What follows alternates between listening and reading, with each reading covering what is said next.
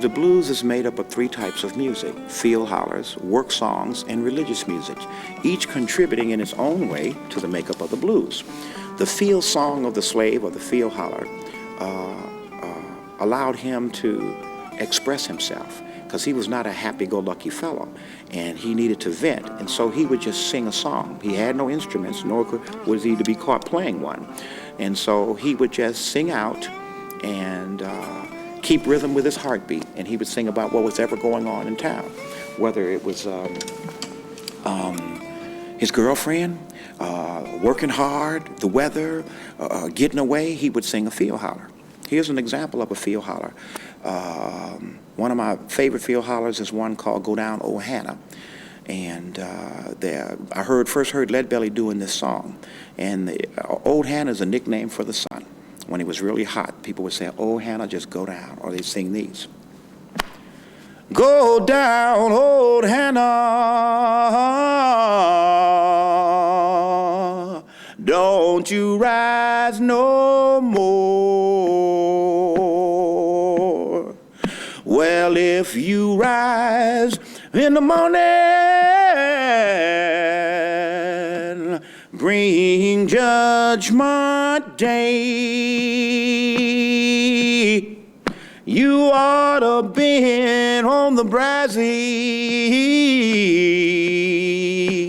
18 and 10. Why they were working the women like they did the men. And that's early blues. That's the good stuff.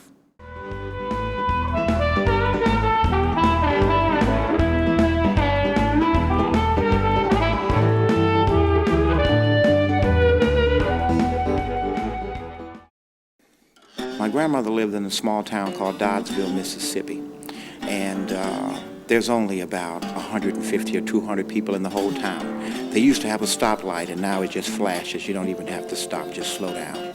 It was an old cotton gin town. There's a post office there, and even the gas station was closed the last time I was there. It's really not a lot there. And she lived in that house for 70 years, and she had a very interesting life. And when I would go and see her, I didn't like it at first, but I come to really enjoy it, especially after I got older, because it was farm life. I was 12 years old when she first got indoor plumbing. She still had the old outhouse, and she grew a garden and would grow peanuts and all kind of vegetables and things like that. And that was the South for me. It was hot all the time. They had big mosquitoes. These mosquitoes wore combat boots, okay? And they had wood bees that would bore into the wood. So I can just imagine if they bit you. And when you would go to the outhouse, it was these little things that would crawl around. And the outhouse didn't smell, but they called them dirt daubers or something, you know. And it was, I remember lots of bugs. And I used to chase. She got on me for chasing her chickens. She used to say, "Don't chase those chickens; you'll make them wild." But I used to get up and try to catch the chickens making love. I could never do it.